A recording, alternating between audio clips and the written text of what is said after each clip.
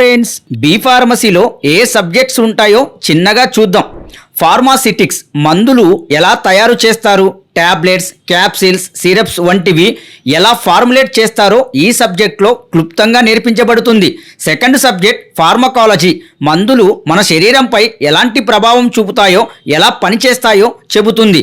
3 pharmaceutical chemistry, మందులలో ఉపయోగించే రసాయనాలు, composition, quality and safety గురించి ఈ సబ్జెక్ట్లో క్లుప్తంగా నేర్చుకుంటాం. 4th వన్ ఫార్మకాగ్నసీ, మొక్కలు, సహజ వనరుల నుండి వచ్చే ఔషధాల గురించి ఈ సబ్జెక్ట్లో నేర్చుకుంటాం.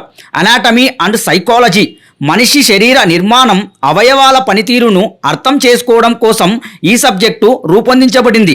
6th one hospital and clinical pharmacy, హాస్పిటల్లో క్లినికల్ సెటప్లో మందుల వినియోగం, పేషెంట్ కేర్ ఎలా చేయాలో ఈ సబ్జెక్ట్లో క్లుప్తంగా నేర్పించబడుతుంది. ఇవి బి ఫార్మసీలో ప్రధాన సబ్జెక్ట్స్. ఈ సబ్జెక్ట్స్కి ఫ్యూచర్ స్కోప్ ఎలా ఉంటుందో చూద్దాం.